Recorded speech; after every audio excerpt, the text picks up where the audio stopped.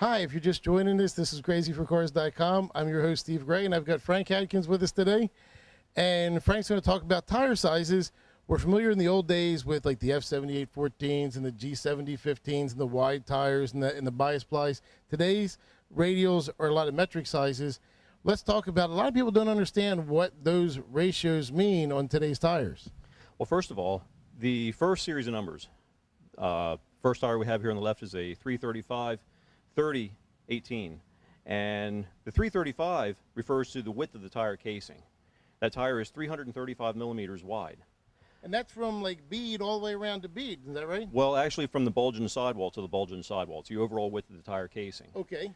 And next to it we have also a 335 width tire, also an 18-inch rim diameter, but this one is a 70 series aspect ratio. Now, that brings us into the second part of the tire designation, the aspect ratio. And the aspect ratio is the relationship of the tire sidewall height to the tread width.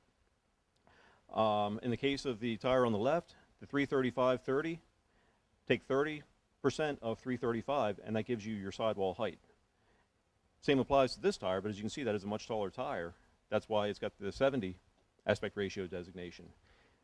Now, is a 70 tire always going to be taller than a 30 series tire?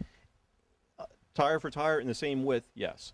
Okay, that makes it a little bit easier to understand. So, like, the first designation is like the overall?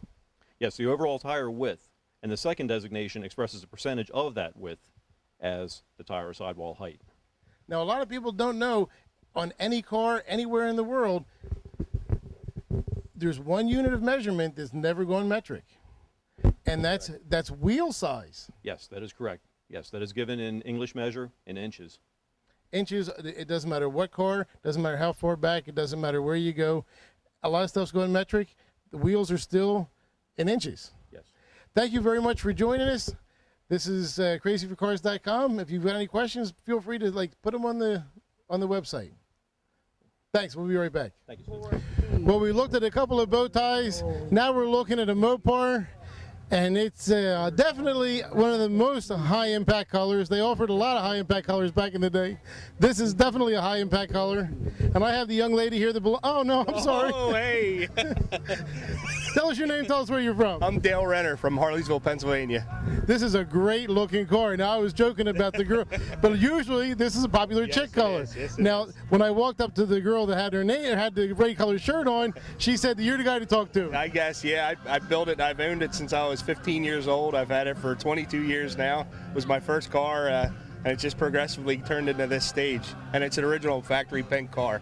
Oh, well, that's fantastic. Now, you own this car from way back? Yep, 1985. I bought it.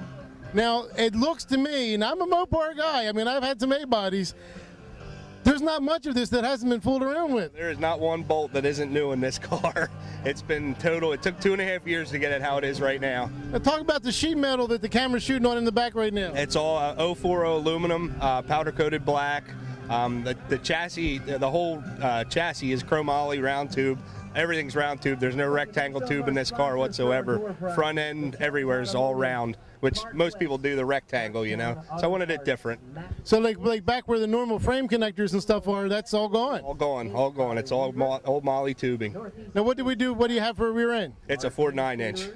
Oh no, we're a Mopar guy. You had me all the way up to that. The Dane is too heavy. The Dane is heavy. Yeah. But if you're going a 9-inch, the 8.75 isn't far off in that. No, it's just not quite as strong with the big tires. The axles don't hold up as well as a 9-inch. Okay, I will leave that one alone. Now that dash is definitely not stock either. You got a lot of work in that dash. I made that dash myself. My wife designed it. She drew it on a piece of paper, and I'm a fabricator, so I made that myself. Now is that a lot of sheet metal? Yes, yeah, it's all out of sheet metal. I had the gauge pods. I turned them on a lathe and then TIG welded them inside. Well, you did great work. That's really clean. And like where the cage comes through into the firewall. Yep. That took forever to cut them holes because I don't like when everybody puts the real huge holes in. I wanted it TIG welded nice around outside there too. No fender well headers, none of that.